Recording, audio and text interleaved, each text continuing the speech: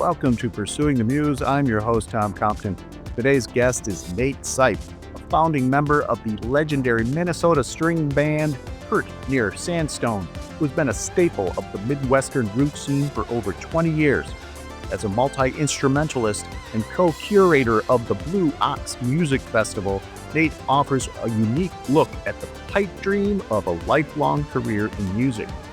In this episode, Nate reveals the origin of the band's name, discusses the urgent role of musicians as ambassadors for a traumatized Minneapolis, and shares how he stumbles into his best melodic hooks by simply noodling on new instruments. You'll also hear me discover cool people call the band simply Pert near. Now we're Pert near to finding out all the details. Stay tuned.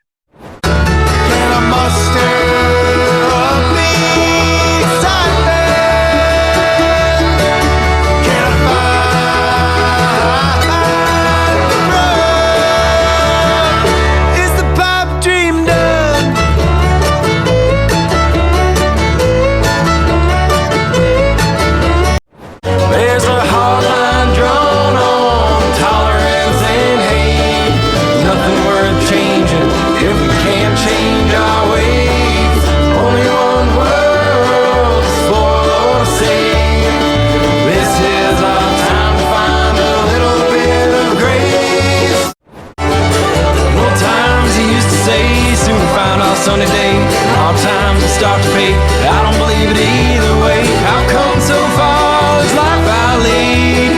One shooting star is all I need.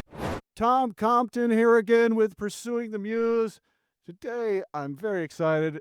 Nate Sipe is here, one of the members of Pert near Sandstone, that has a spectacular new album out called Side by Side. And Nate, how you doing today? Good. Thanks for having me on, Tom. Pleasure to be here talking about the new music. Yes, the pleasure is all mine. And I am so impressed because you guys have been around for like 20 years. Correct me if I'm wrong there. Yeah, you're wrong. It's been over 20 years. Damn, right out of the gate, I'm wrong. I bet you were doing research I here. did my research wrong. No, we started somewhere around 2004. I think we kind of officially realized, like, oh, I guess we're a band now, and because we had all this band hanging out, picking tunes, and decided, like, oh, I guess we kind of have enough material to start doing some gigs, and we began doing that. And at some point we're like, well, I suppose people want to buy some of our music. We should probably start thinking about putting.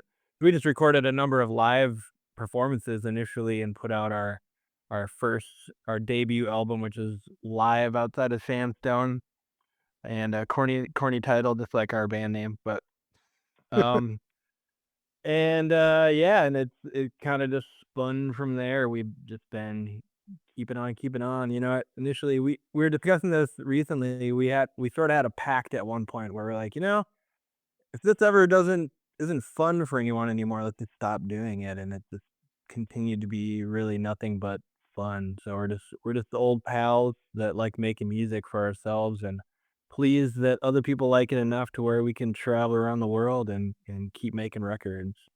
Right on. And like, what's really cool is, 22 years in, you're still making great stuff, because I love this new record, Side by Side. And I will say, would the song Pipe Dream, is that somewhat about kind of pinching yourself that this is still going on, this longevity, and it's all still working? Yeah, I think if you listen closely to that song, it's kind of about the trials and tribulations of traveling. You know, it's not always glamorous. You know, we're beating it down the road in a van, but you know, at the end of the day, we're making music and we're hanging with friends and we're meeting great people. And for us, I think, you know, our band ethos, kind of the narrative about community, you know, togetherness and music being such an integral channel for that to happen is really a big part of this album, and really what kept us on the road and kept doing it for so long. But Pipe Dream is a good kind of snapshot window into the world of a touring band in a lot of ways. Right. A lot of musicians love the 2, 3 hours on stage. It's that other 22, 21 getting from city to city Yeah. that kind of wears on you.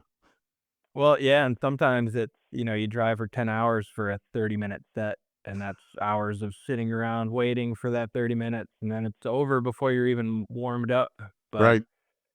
but it's a pleasure, we love there's 4 songwriters in our band, so we all have a little bit of blood on the line, so to speak, in terms of putting our art out there, and there's a lot of trust in our band that, "Hey, I got this song, what do your thing on it, put your spin on it," and all kind of even with 4 different voices, it all seems to, collectively create a unified sound or a vibe that is the Pert Sandstone thing, so I think we're lucky in a lot of ways to just organically, this group just work.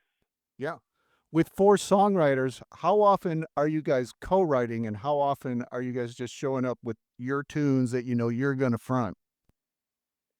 Yeah, I think there's a bit of all of those, um, it's often there's the ideas are worked on independently. Um, myself, I think we can all speak a little differently to it as well, but myself, I usually try to have it as done as I can get it. I feel like I have the thing I want to try to record by the time we're trying to record it. Others, like Kevin, will very often have, lyrics and kind of the progression, but it'll take maybe Jay helping him out with some of, getting the arrangement to a final state. Justin often has, the progression in the lyrics, but it'll take me developing a melodic phrase or something along those lines. So there's collaboration. Even when I think my song is done, others will put their spin on it or things like working with Ryan in the studio. He's got a lot of great ideas and there's a firm history of, trust and working with each other where his ideas are definitely considered and usually make the songs better. So Right. we definitely, we kind of riff with the recipe in the studio and that's where the fun happens as well. We really set out to write music that can translate onto the stage to a live production, a live performance.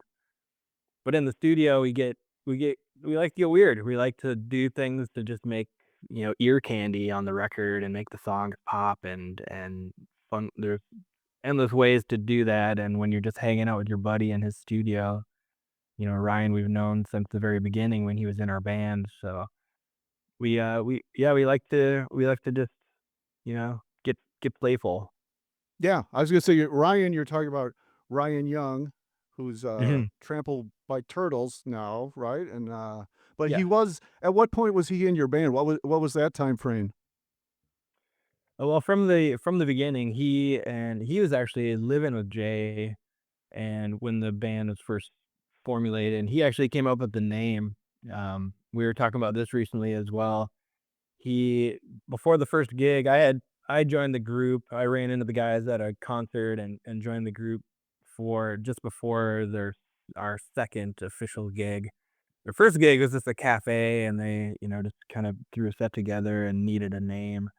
And he's a big Mike Watt fan, Okay. and Mike Watt from the Minutemen, and he I think Mike had like a forum or somewhere Ryan was in like a chat with him where it's like an ask me anything you want and I'll answer it.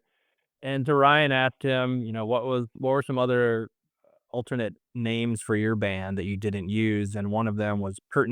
Just like that was his reply, just Pert. Ryan's like, "Great, that's a band name right there." And I think Jay was like, "Well, it's gonna be Pertney or something." So they had a whole bunch of other ideas and eventually landed on Pertney or Sandstone.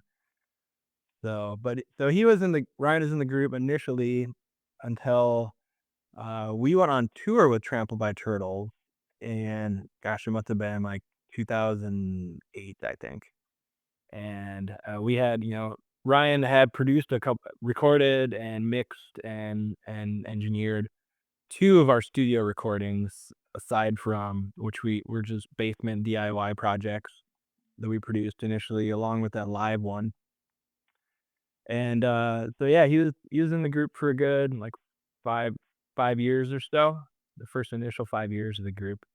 And then, I think he, on tour, he sat in with Trample and just clicked with them, and it's so apparent how good of a fit he is with that band. So we graciously let him fly off to that project, No bitter feelings. and yeah, not at all. He is one of our best buds, and we're happy to still welcome him back into our fold whenever he's able to go on the road with us, or Mhm. play the odd show now and again, or the Blue Ox Festival. He's played that with us several times. Yeah, So yeah, no hard feelings really. It's all about the community. there you go. So I don't never understood bands that are like cutthroat or competitive. Like that's not what it's about to us. All projects should be helping each other succeed, and especially in this AI day and age. Right. There's a common enemy right now. Absolutely, We're yeah. we're all in this together for live music, real music. So I hear you. Yeah. So you are a multi-instrumentalist, correct? Yeah, I started out in the band playing mandolin. Excuse me.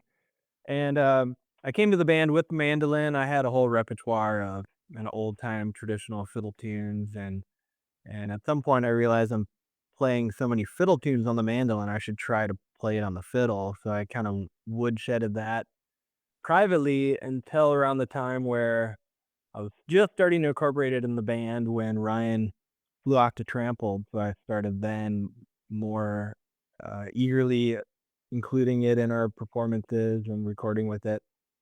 And so I'm toggling back and forth between those every show. But recently for this, actually, it was the last album I started just at home remotely adding a little lap steel and pedal steel guitar.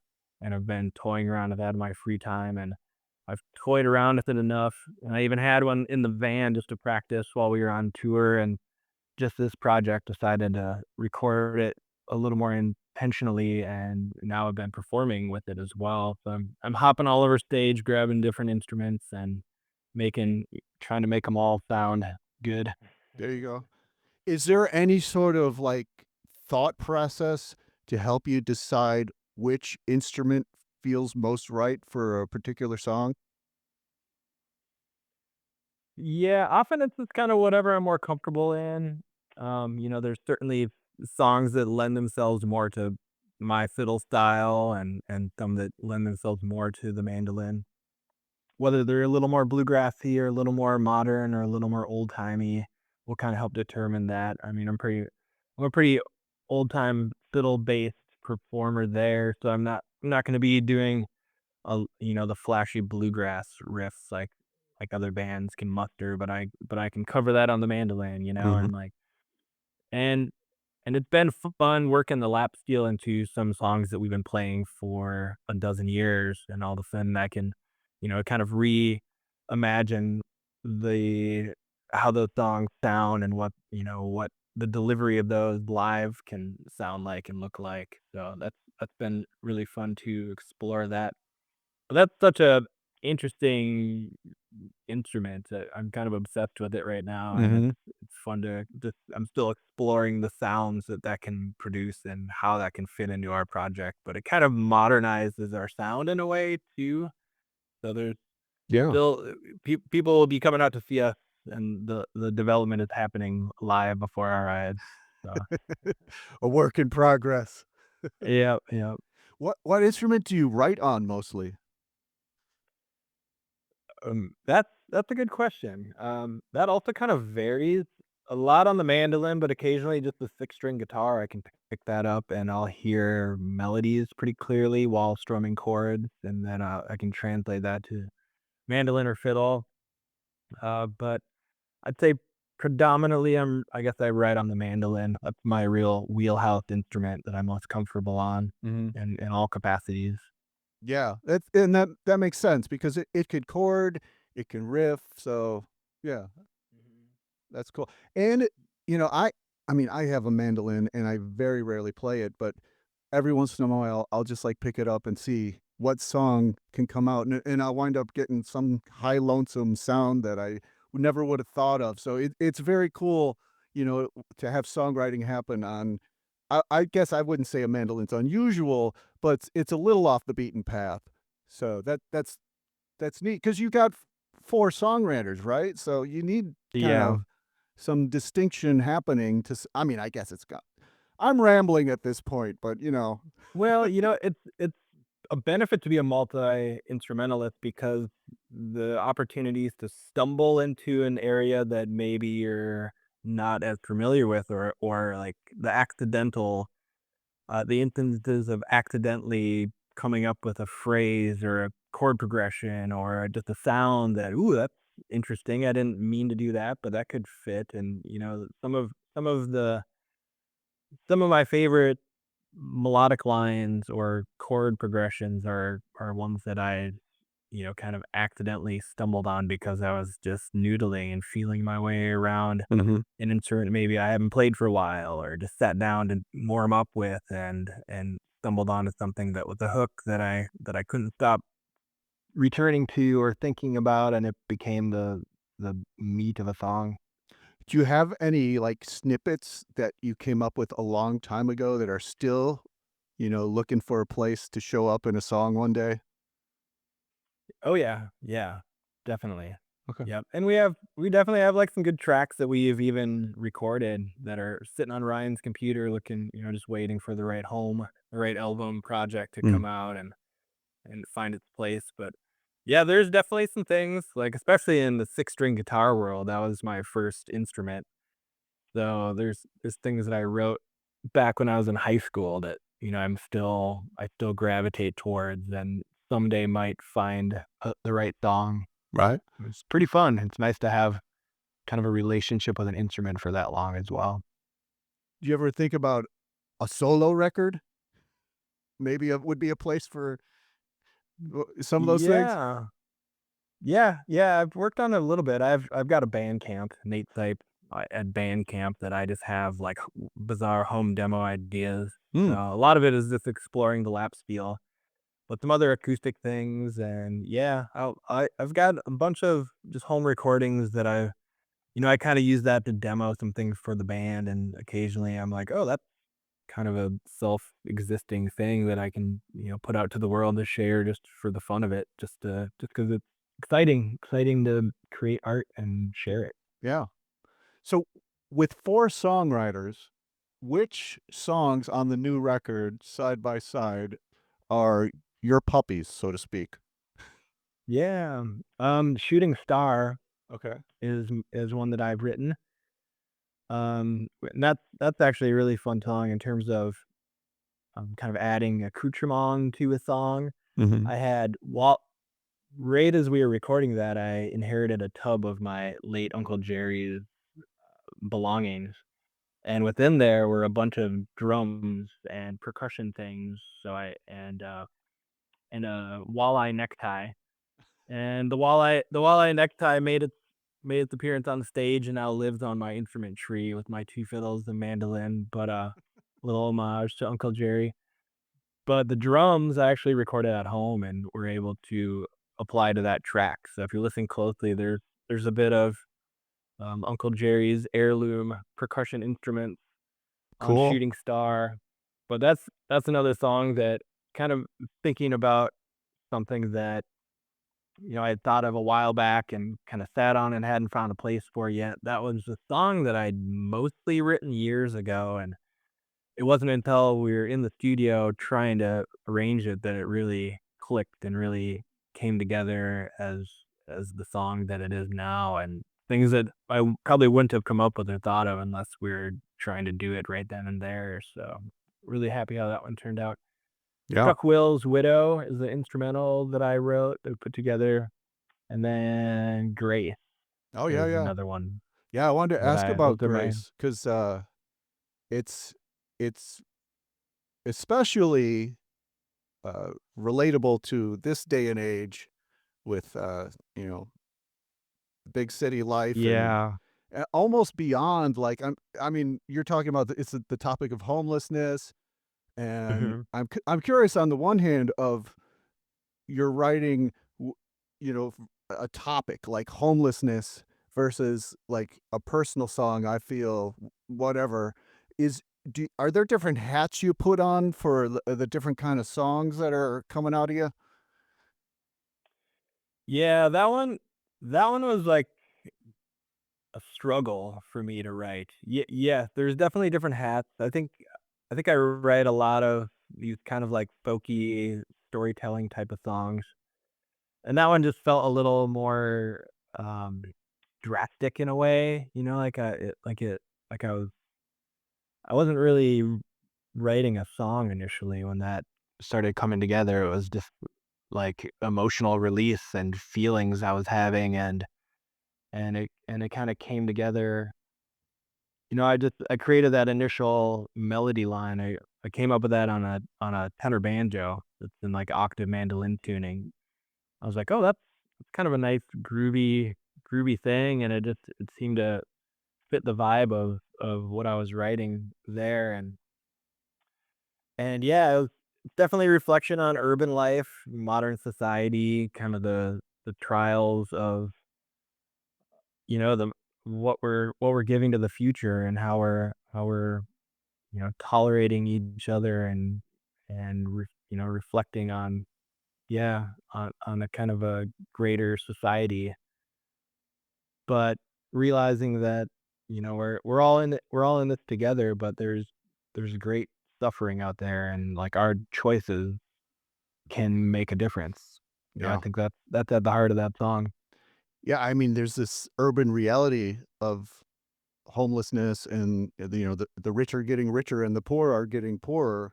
But as a Mhm. Minneapolis band, it's like that's been an epicenter of just like, you know, there's a regular struggle, and then there's like putting an unnecessary struggle on top of that.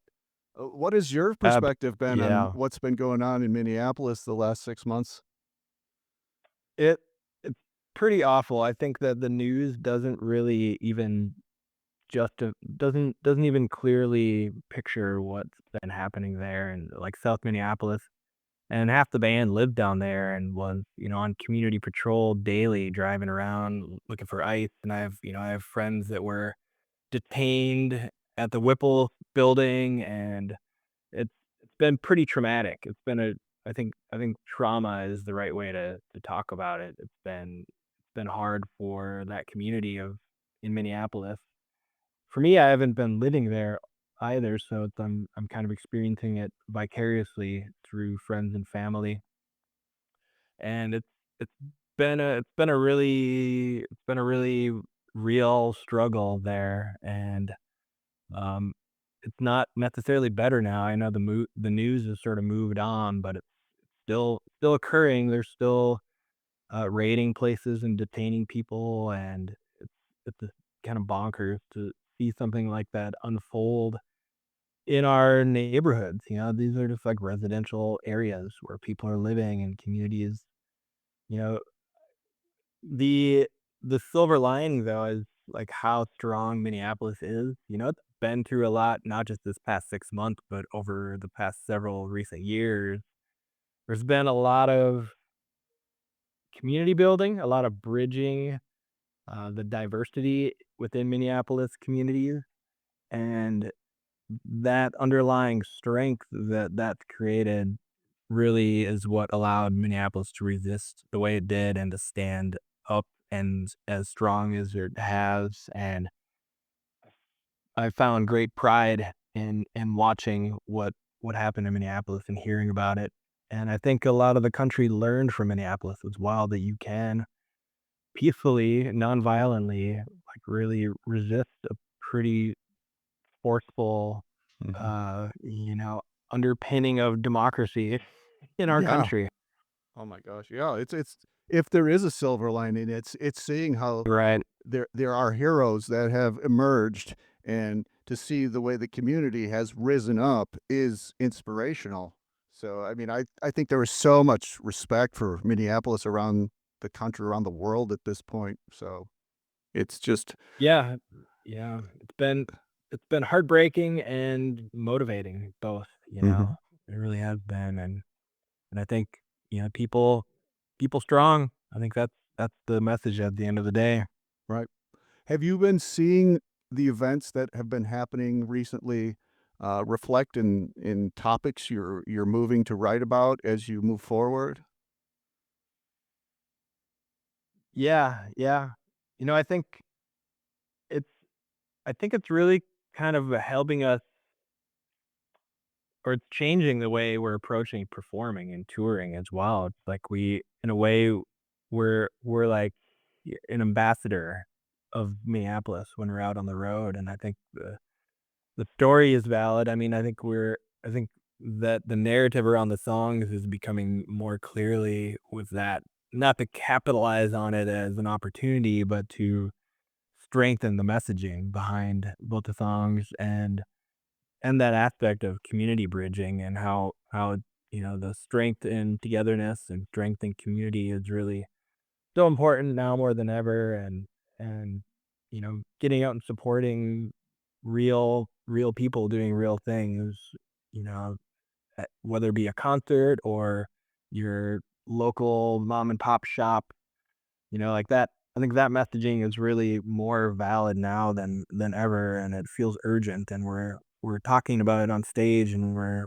bringing that messaging around the country, and it feels it feels good. I mean, it's that alone, just being out there talking is the form of activism, Right. and so that's certainly always been part of our project, but it feels more urgent now.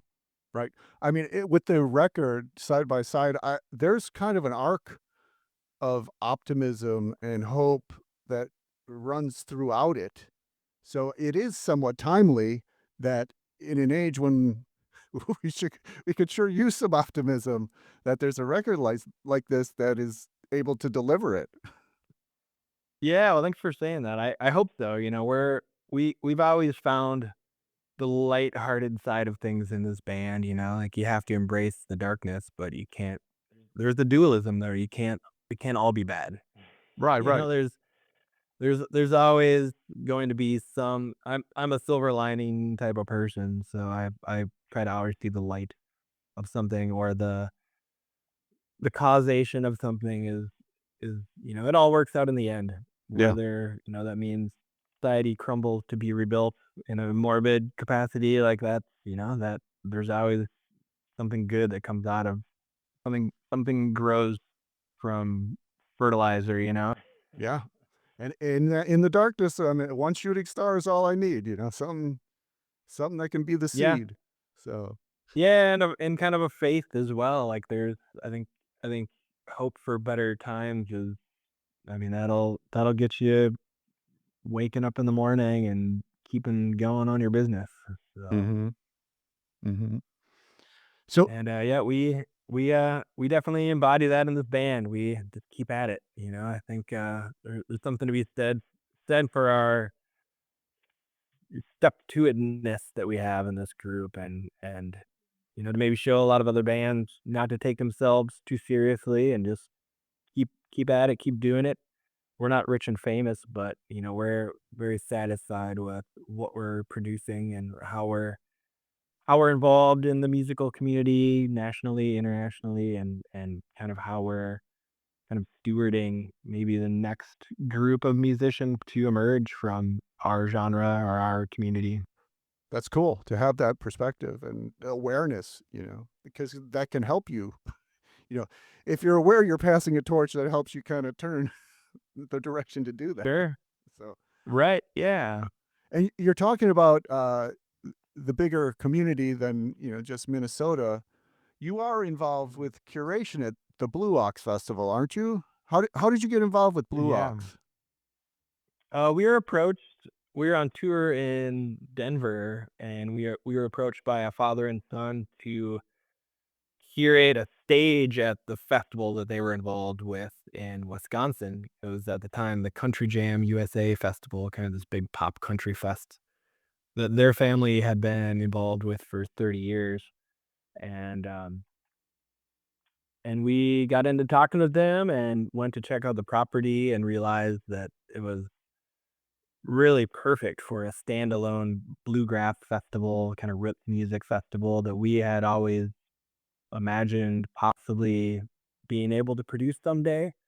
There's the old adage, friends don't produce music festivals, but we always had little events that we did. We're still doing in Minneapolis, like our winter string band gathering. We've been doing that for 15 years, but we always try to involve. We were involved in the Boat and Bluegrass Festival in Winona, Minnesota, helping them kind of help uh, curate that for a little while unofficially.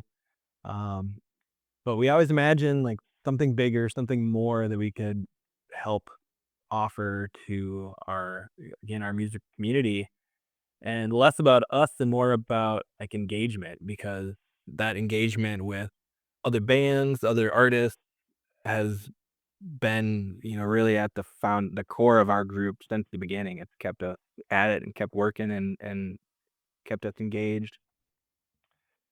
And yeah, it just sort of clicked, all things lined up, and we developed this idea for this Blue Ox Music Festival. And fortunately, the family who owned the property and the infrastructure that was already built there, and with their capacity to do more of the on the ground organization, we were able to focus on curating the lineup and booking bands, and with the help of our management agency, who's the talent buyer for Blue Ox now, and work with the hospitality. We were able to kind of pick and choose aspects of all of our favorite festivals that we played at around the country and try to incorporate that. And I think we did a pretty successful job, um, you know, of vibe control, and like creating our live mixtape on stage, and a lot of a lot of effort from a lot of people helped to put it together. But from year one, it's been really a pleasure, and it's even after year one, people told us like it's one of the better organized festivals, and which we were great, really pleased to hear. But and then the family, the Bittles, after year one, they ceased their involvement with Country Jam, and we're like, "This is we wanna," these people pick up their own trash. There was no fight. There was no, drunken brawls. There was It's like this the bluegrass scene is where they wanted to be, so they put all their eggs into one basket, if you will, and that's been a really great family to continue working with, and they do a great job at the Pines Music Park. And yeah, for this will be the 12th year of 12. doing Blue Ox now.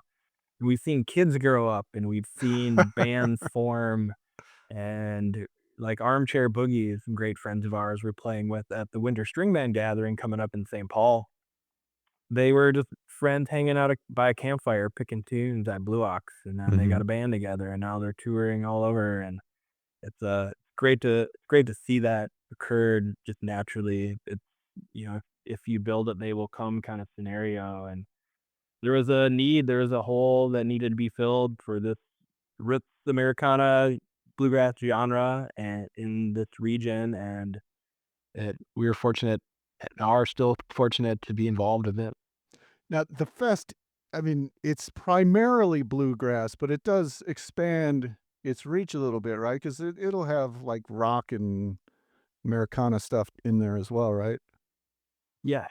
Yeah. Our manager, Mark Gearing, does a great job of finding. He's got a pretty wide net, since booking Blue Ox for 12 years now. He's got quite a wide network of booking agencies, other festival producers. He kind of has an ear on the ground as to who's traveling through, who's releasing music, who's looking for shows. And we of course have a great wish list of bands that we would love to get there, and as does the festival owners, the Bishel family and their crew.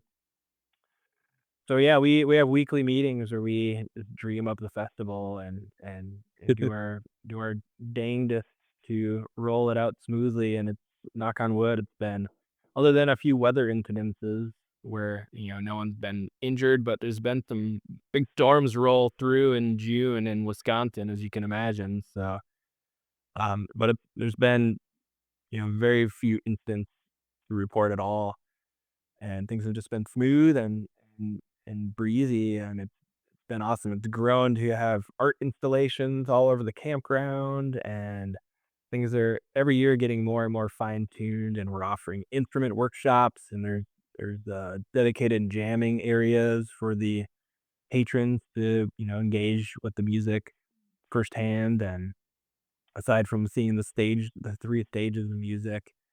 So, yeah, we're just always trying to figure out how to make it a better experience for people and incorporate more music and make it a more immersive event. But Sure. yeah, it's it's truly a cool thing, and we're really glad to, yeah, to have that in our neck of the woods and to be involved with it. Cool. And as originally Minneapolis guy before going to North Carolina, Mhm. who are some of the influences on you as a musician from that area? Oh, man, well, I remember, growing up listening to Husker Du, and The Replacements, of course. We just recorded a Can't Hardly Wait, a Replacements cover, and they were a big influence. I mean, we were like grunge kids, in the '90s, so a lot of that stuff.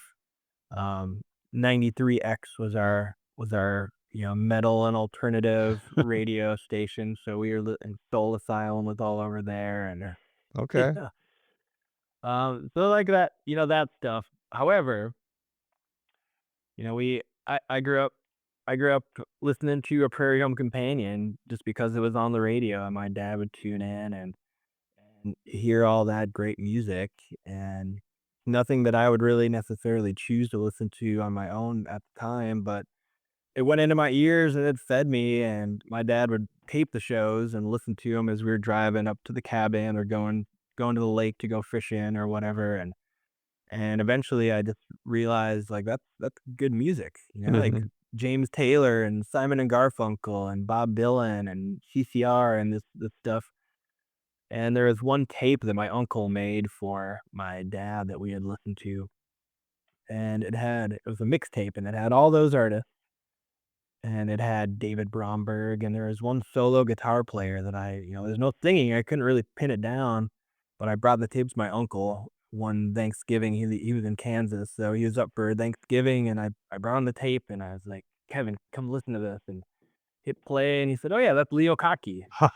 So, right there, I was like, "Alright, I got the name." I went out and I saw him, he's a local Minneapolis guy. He had his office in the Fauché Tower, and he did a Thanksgiving show. It must have been maybe even that year or the following. I caught his annual Thanksgiving show in St. Paul, and blew my socks off, Leo Kottke, Yeah. and I had the pleasure of getting able to meet him several times. I worked at a guitar shop in Dinkytown, Minneapolis, and he would he would often be in there when I came in to open the store. He would already be in there with the repairman, Marty, working on his guitar, fine-tuning, setting it up or whatever, and I was on a first name basis with him. He probably wouldn't know me from Joe right now, but always Leo Kottke is always one of my favorites, one of my Oh, biggest influences, and I feel like I try to create his level of instrumentation on everything I play. yeah, Leo's a high bar. Man, yeah. I'll never let my wife forget it, though. I brought her when we were dating initially, I brought her to see Leo for one of his shows, and she fell asleep. No, she's like, "It was just really relaxing music." I'm like, "I can't believe you fell asleep during Leo Kottke." It was cool that you tried to find the best way to spin that, Yeah, she's like, "It was very relaxing." My Maybe what she had been up too late the night before, who knows? Yeah, yeah, that could be a factor, sure. I think when I first started taking guitar lessons at Guitar Fun in Oak Park, Illinois, my guitar teacher Okay, was obsessed with Leo Kottke and would force me to learn Leo Kottke without, as a snot-nosed 15-year-old who, wanted to learn David Gilmour lines. So, it took me a right. while to come around on Leo because I felt like I was being force-fed, but eventually I did see the light, and I have so much respect for Leo. He's amazing. Yeah, one-man band, man, I can't imagine, like, it blew me away that that was a single person creating, like, an orchestra on one instrument. Mhm. and rapid fire succession of notes. That fingerstyle stuff is great. Yep.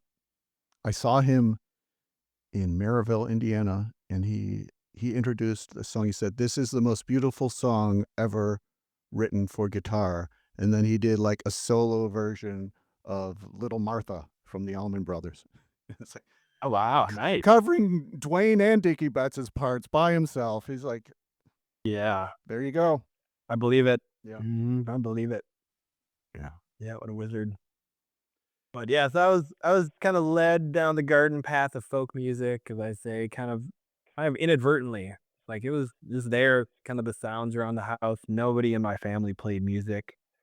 Had a guy, had a kid who came to live with my family for a little bit, who played guitar, like a few chords, and he ended up becoming a bandmate in my first band. So, and but that was my introduction to playing music at all. Otherwise, I didn't have that. Wasn't force fed. I wasn't, put into piano lessons or anything. I'm mostly self taught just by ear. So There you go. yeah. So one of the things you've done is you've written some songs for short films and for theater. I think I saw a play called Ishmael had some of your music in it. What is it like? Is it different writing for those mediums versus for a band and ultimately live performances of the band? How is it different writing for those mediums? Oh, it's interesting. I really love it actually. Kind of, yeah, creating musical textures and, because it's different because, you're really writing around a theme and trying to incorporate that in many different ways and different moods and, modulations and there's you produce a lot of ideas that get tossed. You produce a lot of ideas and they get brought to rehearsal and you might have a beautiful 5-minute thing that you've composed, but you're using 10 seconds of it, Mm, like that's all that's needed for that scene. And that's like, and it's perfect. 10 seconds is perfect for what's needed, but like you produce a lot that doesn't get utilized, but through direction, things change and it's fun to see like the amalgamation of score that's created. And we are performing the pieces while, we wrote the pieces to perform during the play as well. So it was a really cool process and where we're kind of like live action props and actors and music all simultaneously. But I really enjoyed I would do that again anytime. If anyone wants musical score or soundscapes at all, reach out to me. I would love to explore doing that more. there you go. Go the Robbie Robertson or Trent Reznor route. Yeah. Maybe get that Oscar one day. Yeah, I was just hanging out with my cousin's son in Seattle. And who I've known since he was a kid, of course, and a while back, I asked him what his favorite musicians were, what music he follows, and initially, he was like, "I don't really listen to music," but I prodded him a little more, and I came to find out that, he's a gamer, and he doesn't go to shows, but he plays video games, and on those video games are some amazing compositions. And as soon as I got him talking about it, he of course knew all the composers and their scores and he's a huge music fan. It's not in the traditional capacity that he didn't even recognize he was a music fan until I pointed it out. And so yeah, so like video game scoring is a pretty huge thing. And yeah, I watch movies and half of it to me is just listening to what they're doing to make moods and create texture. And Nice. there's some pretty great, uh, film scores out there as well. Like Poor Things, I don't know if you saw that movie, that whole score for that movie is incredible. Is that the Emma Stone movie, or am I confusing? It is. Okay. Yeah, Yeah. yeah, that one. Yep. Okay. Yeah. I mean, I've got to go back because I mean, that movie is so visually jarring that I don't know that I was even paying attention to what Yeah. the audio side. So that's cool. I'll have to revisit that. Yeah, but listen to that whole film score. Multiple long drives. It's a pretty good one. Hmm. I was amazed. One of my all-time favorite albums is Neil Young's After the Gold Rush, that he wrote Mm. that as a soundtrack for a film that never got made. It's like, Oh, really? yeah, it's like Oh, wow. I was shocked to learn that, but it's like, wow, this is why this album stands out the way it does. I mean, do you think of like taking Yeah. stuff that didn't make it to the final cut of what a play or film needed and turn it into something for the band or for yourself? Yeah, I'm trying to think if I've done that with anything. I certainly have some ideas that I've developed into like instrumental songs that I haven't yet recorded for Pert, but that are kind of there in the back pocket. I'm not sure anything has really come out of that that's been recorded onto any of our albums yet, but yeah, there's some pieces of ideas that have have come out from that. In fact, Shooting Star, I think there's a couple of lines from Shooting Star that I wrote for one of the songs on Ishmael that were reused. Cool, Um, was it Born Under the Star of a Wandering Soul? Like that line was actually written for Ishmael. cool, Now that I think of it. cool. Is, Oh, I meant to say it was Neil Young, his score for Dead Man. mm, If you've ever seen that movie with Johnny Depp, that whole score is this Neil Young just kind of wailing on electric guitar. That's a good one to spend some time. all right, I got to take notes here because now I've got like Yeah. I can remember one thing, but now that I have two, I'm gonna have to type. Oh, it's such a good movie. Yeah. But the score, it's like, yeah, there's some movies I don't even remember what they're about, but I remember the scoring really well. I just like my ear just tunes into that stuff. Right. It's like an NLP thing. It's like, what kind of learner are you? Clearly, you're an auditory learner. I guess so, yeah. So what the heck? I had oh, I was going to ask, is pert near the hip way to refer to you guys? Should I?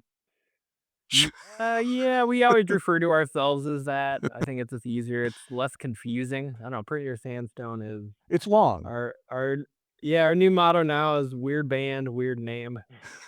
All right. And so that But Prettier Sand, yeah, will it's I just be kind of more? Midwestern gibberish, Will, so will I be more accepted in the community if I call you guys pert near? Like I'm on the in with the guys. All right. let's say yeah. All right. So in post, the introduction for this interview, I'm going to refer to you guys as pert near, and you're going to know. All right. Yeah. I'm going to Now wink. that we're in the know. Yeah. I want to be in with the in crowd. Well, So, I'm not sure you're following the right band for that, but good luck. hey, no, I, you guys are cool, man. So let me on board. Let me on board the train. Come on. All right. All All right. right. Jump on this train. All right. So what's around the bend for you guys? Getting back on the road. I know you guys just got off the road. What's coming? Yeah, we did kind of our official hometown release, as I talked about earlier. Our winter string band gathering is a 2-night run in St. Paul. So we're having the Fretliners. We always try to get a couple bands from around the country to join us, one each night. So we're having the Fretliners from Colorado come in on Friday, and Armchair Boogie from Wisconsin come in on Saturday. Cool. And love doing that. We used to play at the Cedar Cultural Center years, which is just an iconic theater and on the West Bank in Minneapolis. But I moved over to the Turf Club, and still a 2-night thing, and it's just a lot of fun. And we always involve another venue in the neighborhood for an after party, either pre or post after party. In this case, it's after parties. But and then we're going back out to Colorado. Got a couple dates there, South Dakota, doing Custer, and 2 festivals in Colorado coming up: Dank Grass and Longmont, and then the Palisade Bluegrass Bash Cool. in Palisade out on the far western Colorado. Cool. And yeah, pretty busy hitting the tour, the Road to Blue Ox tour, we call it. So we go around the region quite a bit, spreading the word about Blue Ox, and and then heading back over to Europe in November. So pretty Nice. stacked year for us. Mhm. How often do you guys get to Chicago? We try once a year or more. I know we're gonna be at Martyrs on April 10th, I think. All We're right. gonna be in Martyrs, yeah. All right. I should maybe look. Let me see if I can tell you the exact date, so I'm not leading people astray. I gotta. Um, yeah, I don't know if I wrote it down on my actual calendar. I gotta Yep, get you guys in Chicago, April 11th. April 11th. All right. Well, Yeah. that's the 411 on that 411 show. Yeah, we're gonna be there with Sickard Hollow, so it's Cool. yeah, it's gonna be a really fun tour with those guys. Martyrs is a really nice room. Have you played there before? Yeah, Yeah. many times. Yeah, it's great. I Yeah, once saw. the owners, their family is really nice people, and I just like the layout of it. It's intimate, sounds great, Mm-hmm. good neighborhood. Yeah, good sound, good size, good room. Back when Eric Clapton would do his Crossroads Festival in Chicago, he did it a couple times. So the night before Albert Lee played at Martyrs, and he had Vince Gill, James Burton. It was like a Wow. star-studded lineup. Wow. So that's a Martyrs highlight for me. So yeah, I will. I definitely will try to get there for that show you guys have coming up. Yeah, please come on down. Spread the word. Yeah. We're a grassroots word of mouth band, so Mm-hmm. it takes doing podcasts Yeah. and bugging your friends to fill the seats for our shows. Do you host a Blue Ox podcast? Did I read that? Do you have like a thing? We have. Yeah, we did. We have for like 6 years. We haven't actually recorded anything yet this year. We've been pretty busy, mostly with this album cycle rollout and things like that. But yeah, we have for years. Justin, who plays bass in Pert, and also is one of the MCs at Blue Ox. Yeah, he and I will interview artists and just chat about their music and it's been a really fun way to engage an audience, but also takes a lot of time and energy. So as you know, podcasting isn't quite like exactly plug and play. It takes some editing, it takes some time. So, Sure. Yeah, I feel a lot of but pressure now because hopefully we'll do that. I feel the pressure. You've been on both sides of the microphone, so go easy Oh, on I'm a judging hack. my banter. Oh, you're good. You're great. All right. You're born for this. All right. What is it, Murphy's Law? I've reached the level of my incompetence, and it's all downhill from It's here. a perfect. It's a no. You're riding the balance. You know, it's like you just stay afloat and just keep it moving. There you go. So are the Blue Ox podcasts like seasonal around like the months coming up to the festival? Yeah.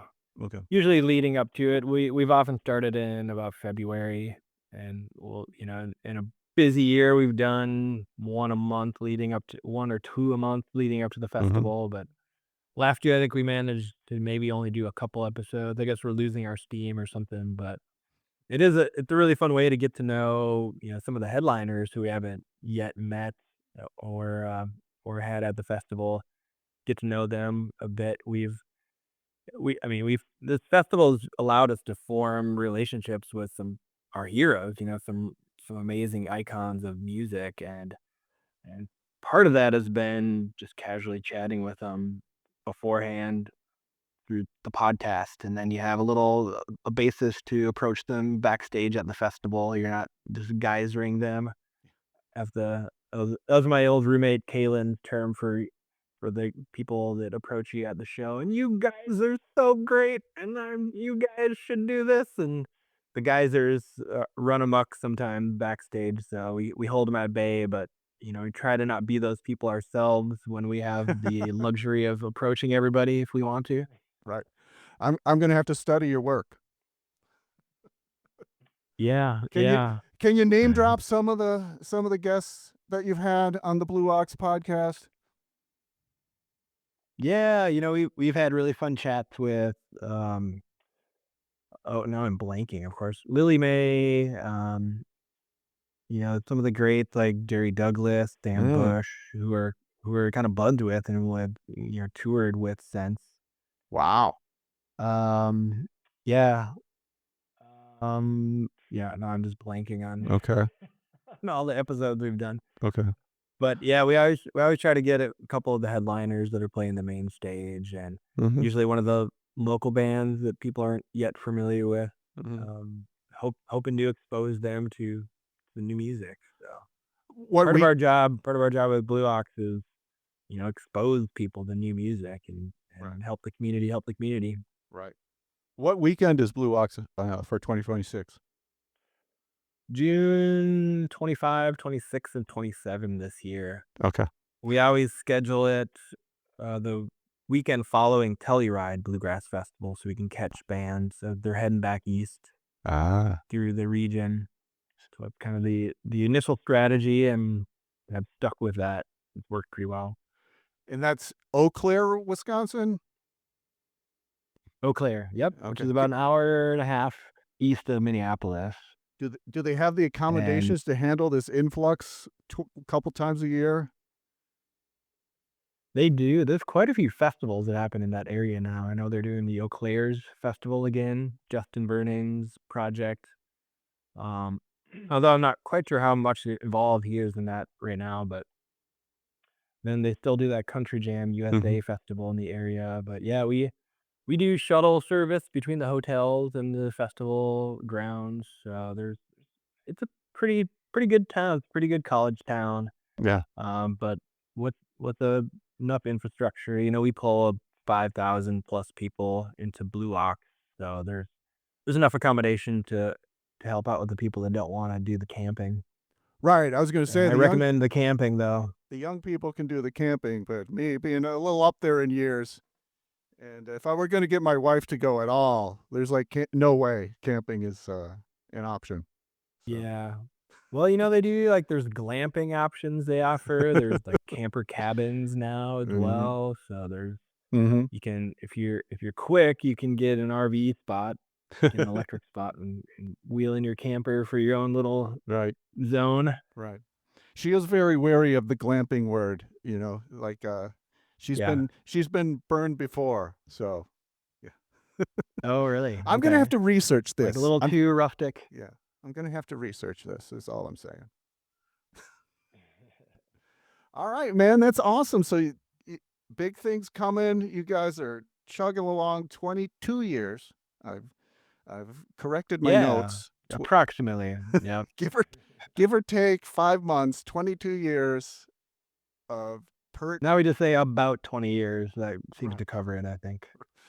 Maybe I'll round up to 25 for Pert near. There we go. Pert near 20 years. Yeah, there we go. There we go. All right. So I will say, Nate, thank you so much for taking the time to talk about the great new album. Get out side by side, get it, Pert near Sandstone. Check it out. It's great. And see them when they come through your town. So, Nate, thank you so much. Thanks for having me on, Tom. You bet. It's been great chatting with you. Yeah, thank you.